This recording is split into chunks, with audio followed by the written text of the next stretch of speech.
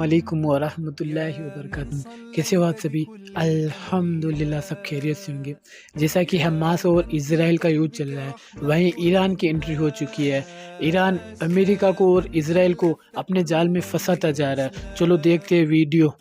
और वीडियो को अंत तक ज़रूर देखें। और अंत में मैंने एक सवाल भी पूछा है, सवाल का जवाब ज़रूर देके जाए। दोस्तों, इजराइल और हमास के बीच शुरू होने वाली जंग को आज लगभग 2 हफ्ते से भी ज्यादा का वक्त गुजर चुका है। जैसे जैसे ये सारा वक्त गुजरा है, वैसे वैसे इस जंग का नक्शा भी साफ होता चला गया है। हमास और इजराइल की वो लड़ाई के जो शुरू में सिर्फ एक छोटा सा हमला या फिर झगड़ा नजर आ रही थी, वो अब न सिर्फ एक खतरनाक जंग का रूप ले चुकी है, बल्कि एक ऐसी जंग बन चुकी है कि जो बहुत जल्द ही पूरी ही दुनिया को वर्ल्ड वॉर जैसे बड़े खतरे में भी धकेल सकती है। फिलहाल वक्त के साथ अब तो इस जंग की पोजीशंस भी क्लियर हो चुकी हैं। मतलब ये भी पता चल चुका है कि दुनिया का कौन सा देश, मतलब कौन सा खिलाड़ी किस तरफ खड़ा है। मिसाल के तौर पर अगर सबसे पहले इजराइल की ही बात कर लें कि आखिर इजराइल की तरफ कौन कौन खड़ा है और जो उसके सपोर्टर्स हैं उनकी तरफ से किस किस तरह की तैयारियां हो रही हैं, तो सबसे पहले आप लोग मेडिटेरियन सी को देखिए। ये दरअसल हमारी दुनिया का वही मशहूर समंदर है कि जो इजराइल वाले इलाके से मिला हुआ है। इसी समुद्री इलाके में इजराइल का सबसे पक्का दोस्त अमेरिका और साथ ही साथ यूके ऑलरेडी इजराइल की मदद करने के लिए बहुत पहले ही पहुंच चुका है। यहाँ पर अमेरिका ने पहले ही अपने ऐसे जंगी समुद्री जहाज पहुंचा दिए हैं कि जो न सिर्फ खतरनाक हथियारों से लैस हैं, बल्कि 2000 के करीब उन पर कमांडोज भी मौजूद हैं। इतना ही नहीं, अमेरिका की जो खुफिया एजेंसी है वो ऑलरेडी मोसाद के साथ काम कर रही है। यानी अमेरिका की खुफिया एजेंसी इजराइल के अंदर मौजूद है और वो हमास के खिलाफ लड़ने में हर तरह की मदद कर रही है। इन तमाम चीजों के अलावा अमेरिकी राष्ट्रपति जो बाइडेन ने अमेरिकी कांग्रेस के सामने इजराइल और यूक्रेन की मदद के लिए $100 मिलियन के पैकेज का भी ऐलान किया है। याद रहे दोस्तों कि ये जो $100 मिलियन की मदद का पैकेज है, ये दरअसल उस तमाम मदद के अलावा है कि जो ऑलरेडी अमेरिका की तरफ से इजराइल की जमीन पर हथियारों, पैसों या फिर किसी दूसरी शक्ल में पहुंचा दी गई है। यूएसए और यूके के अलावा इन लोगों का जो मिलिट्री ग्रुप है, मतलब कि नेटो, वो भी जरूरत पड़ने पर इजराइल की मदद के लिए अलर्ट हो चुका है। मगर दोस्तों, अब यहाँ पर दिलचस्प बात ये है कि दुनिया के ये सारे ताकतवर देश और ये सारी बड़ी ताकतें जिस इलाके पर हमला करने की तैयारी कर चुकी हैं, वो इलाका सिर्फ और सिर्फ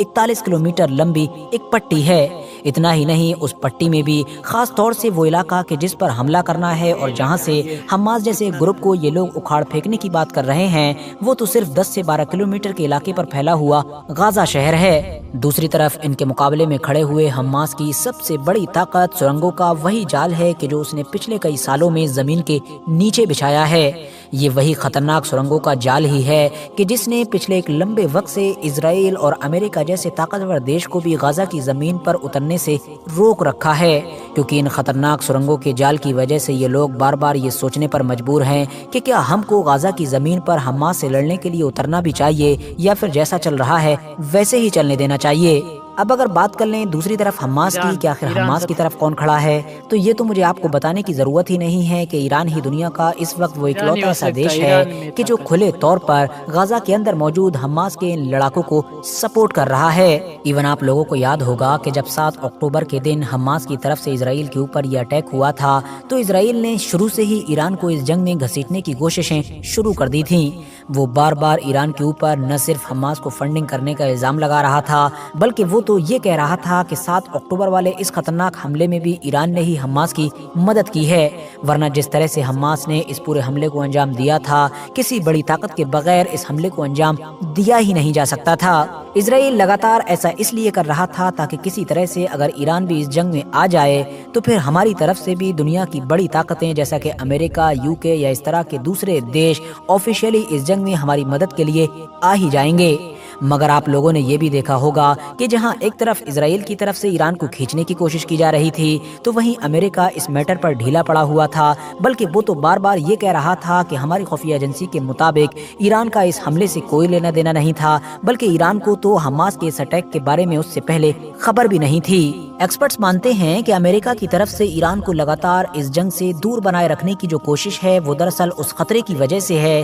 कि जिस खतरे को अमेरिका तो भांप चुका है, मगर शायद اسرائیل نے نہیں بھاپا تھا، اور یہ خطرہ ہے ایران کے پروکسیز، مطلب کہ ایران کے وہ الگ الگ طرح کے گروپ کے جو اس نے پچھلے کئی سال کی محنت میں مڈل ایسٹ کے الگ الگ علاقوں میں تیار کیے ہیں۔ چلیے اب میں آپ لوگوں کو تھوڑا سا اور آسان بھاشا میں سمجھا دیتا ہوں۔ دراصل ایران کی طرف سے پچھلے ایک لمبے وقت سے اسرائیل کو لگاتار یہ وارننگ دی جا رہی ہے کہ اگر اسرائیل نے غزہ کے اوپر بمباری نہیں روکی یا پھر اگر اسرائیل کی فوج زمین سے بھی غزہ میں انٹر کرنے کی کوشش کرے گی تو اس کو انجام خطرناک بھگتنے ہوں گے۔ مطلب صاف اشارہ تھا کہ دوسرے لوگ بھی اس جنگ میں کود پڑیں گے۔ ایکسپرٹس مانتے ہیں کہ اگر اسرائیل ایسا کر بھی دے جب بھی ایران تو کبھی خود جنگ میں نہیں کودنے والا ہے، بلکہ ایران کی وارننگ کا مطلب یہ ہے کہ ایسا کرنے پر اسرائیل اور امریکہ کو 4 مورچوں پر جنگ کرنی پڑے گی، جو یقینی طور پر ایران سے جنگ کرنے سے بھی زیادہ خطرناک ہوگا، بلکہ یہ چیز تو اسرائیل اور امریکہ جیسی طاقت کے لیے بھی ایک ڈراونا خواب ثابت ہوگی۔ ان 4 مورچوں میں سے پہلا مورچہ تو حماس ہی ہے، جو آلریڈی بالکل سامنے سے اسرائیل سے جنگ لڑ رہا ہے،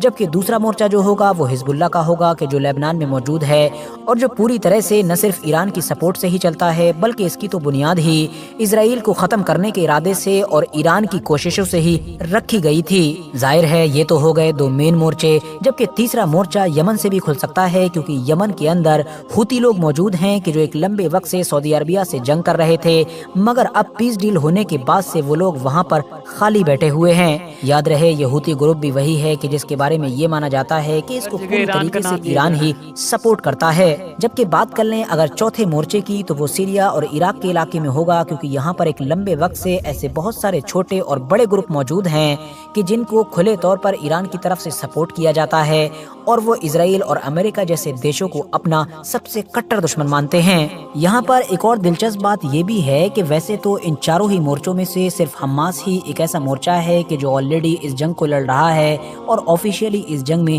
اسرائیل کے خلاف کھڑا ہوا ہے، مگر باقی کے جو 3 مورچے ہیں وہ آفیشیلی بھلے ہی اس جنگ میں انوالو نہ ہوئے ہوں لیکن شروع سے ہی اسرائیل کے خلاف لڑنے کی کوشش کر رہے ہیں۔ جیسا کہ حزب اللہ شروع سے ہی اسرائیل کے بارڈر پر حملے کر رہا ہے تو دوسری طرف اسرائیل بھی اس کا جواب دینے کی کوشش کر رہا ہے۔ وہیں دوسری طرف پچھلے کچھ دنوں سے اس طرح کی بھی کئی خبریں آئیں کہ امریکہ کے ان فوجی اڈوں پر حملے ہوئے کہ جو عراق اور سیریا کے اندر موجود ہیں، اور یقینی طور پر یہ حملے انہی چھوٹے بڑے گروپ کی طرف سے کیے گئے تھے کہ جو اس علاقے میں موجود ہیں اور جن کے بارے میں یہ مانا جاتا ہے کہ یہ ایران کی سپورٹ سے چلتے ہیں۔ ایون حد تو تب ہو گئی جب ابھی 1-2 دن پہلے ہی اس طرح کی خبر آئی کہ یمن جیسے علاقے میں کہ جو اسرائیل سے بہت دور ہے، یہاں سے بھی ایک میسائل چھوڑی گئی تھی اور یہ میسائل سیدھے طور پر اسرائیل میں جا رہی تھی، مگر کیونکہ ریڈ سی کے اندر بیچ میں ہی امریکہ کے جنگی جہاز موجود تھے تو انہوں نے اس میسائل کو بیچ میں ہی روک دیا۔ ظاہر ہے یمن کے علاقے سے اسرائیل کے اوپر ہوتی لوگوں کے علاوہ کون میسائل چھوڑ سکتا ہے۔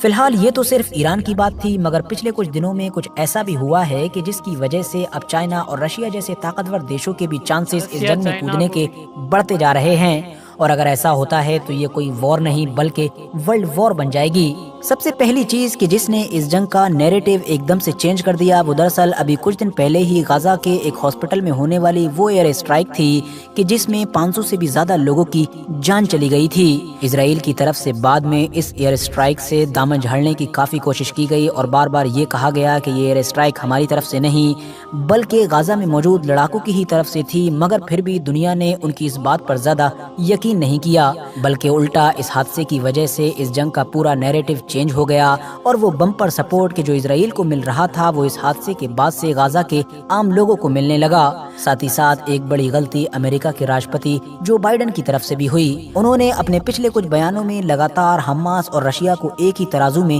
تولنے کی کوشش کی، یعنی جب بھی امریکی راشٹرپتی کی طرف سے کوئی بھی اسرائیل کی سپورٹ میں بیان دیا جاتا تو اس میں یہ دکھانے کی کوشش کی جاتی کہ ہم نہ تو حماس کو جیتنے دیں گے اور نہ ہی رشیا کے ڈکٹیٹر مطلب کہ تاناشاہ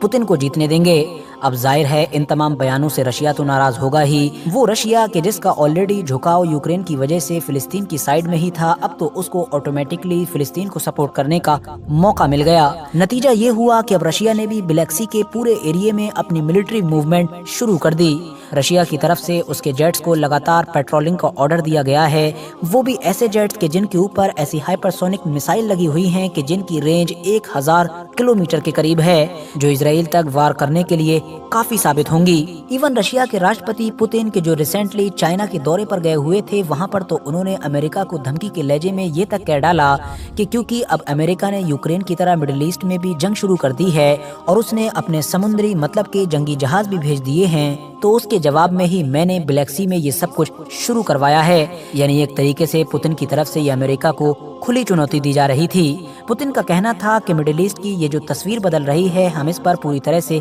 नजर बनाए हुए हैं। और अब तो इस तरह की भी खबर आ चुकी है कि चाइना की तरफ से लगभग 6 वॉरशिप्स को मिडिल ईस्ट की तरफ रवाना किया गया है, ताकि मिडिल ईस्ट में जो कुछ भी चल रहा है उस पर गहरी नजर बनाई जा सके। इतना ही नहीं, जैसे जैसे ये कॉन्फ्लिक्ट आगे बढ़ेगा वैसे वैसे उन अरब देशों पर भी प्रेशर बढ़ता जाएगा कि जो अभी तक काफी हद तक खामोश नजर आ रहे हैं, और ये प्रेशर अभी भी काफी हद तक बढ़ता हुआ नजर आ ही रहा है। ये सारा प्रेशर इस देश में रहने वाले उन आम लोगों की तरफ से पड़ रहा है कि जो बड़े ही भारी भरकम प्रोटेस्ट कर रहे हैं। जाहिर है अगर ये जंग और लंबी खिंचती है और हालात और भी बिगड़ते हैं तो भले ही वो फिलिस्तीन की मदद ना करें, लेकिन इजराइल के खिलाफ उनके तेवर सख्त से सख्त होते चले जाएंगे। अरब देशों के अलावा तुर्की के राष्ट्रपति रजब तैयब अर्दोगान भी लंबे वक्त तक इस जंग में सिर्फ अपने जुमलों और स्पीचेस से काम नहीं चला सकेंगे। वो इसलिए क्योंकि तुर्की में भी जिस लेवल के प्रोटेस्ट हो रहे हैं उससे पता चलता है कि वहाँ की गवर्नमेंट के ऊपर कितना ज्यादा प्रेशर दिन ब दिन बढ़ता जा रहा है। याद रहे दोस्तों कि टर्की में ये जो बड़े बड़े प्रोटेस्ट हो रहे हैं ये दरअसल वही वोट बैंक है कि जिसके बलबूते पर रजब तैयब अर्दोगान पिछले 2 दशकों से लगातार तुर्की पर राज करते आ रहे हैं। तो कुल मिलाकर अब हम ये कह सकते हैं कि ये बात तो क्लियर हो चुकी है कि ये जंग लंबी चलने वाली है। साथ ही साथ ये बात भी क्लियर हो चुकी है कि जिस तरह से जंग के शुरू में नजर आ रहा था कि आसानी के साथ इजराइल और अमेरिका मिलकर गाजा में बैठे हुए हमास को खत्म कर देंगे, तो वैसा बिल्कुल भी शायद नहीं होता हुआ नजर आ रहा है, क्योंकि वक्त के साथ इजराइल और अमेरिका का दुश्मन भी ताकतवर से ताकतवर होता जा रहा है। फिलहाल दोस्तों आज की अपनी वीडियो को हम यहीं पर खत्म करते हैं। वीडियो पसंद आने पर न सिर्फ वीडियो को लाइक करें बल्कि अपने फ्रेंड्स के साथ भी जरूर शेयर करें, और इसी तरह की नॉलेजेबल और हिस्टोरिकल वीडियोस हमेशा देखने के लिए हमारे इस चैनल को सब्सक्राइब करने के साथ साथ बेल आइकन को भी जरूर प्रेस करें। जैसे इंडिया के सरकार ने भी गाजा के लोगों की मदद की है, जैसे खाना पानी दवाई वगैरह भेजी है और डॉक्टर्स भी भेजे हैं। और जैसा कि मैंने बोला था कि वीडियो पूरी देखने के बाद में एक सवाल है, वो सवाल है कि मैंने पिछली वाली वीडियो में सवाल पूछा था कि हमारे आका सल्लल्लाहु तआला अलैहि वसल्लम मदीना मुनव्वरा में कितने साल रहे थे। तो हमारे आका मोहम्मद मुस्तफ़ा सल्लल्लाहु तआला अलैहि वसल्लम मदीना मुनव्वरा में 10 साल रहे। और यह है नेक्स्ट सवाल, हमारे आका मोहम्मद मुस्तफ़ा सल्लल्लाहु तआला अलैहि वसल्लम के कितने बेटे थे? आप कमेंट बॉक्स में ज़रूर बताइए, और मेरे चैनल को सब्सक्राइब करें, लाइक करें एंड शेयर करना ना भूलें। अस्सलामु अलैकुम व रहमतुल्लाहि व बरकातहू। चलो मिलते हैं नेक्स्ट वीडियो में।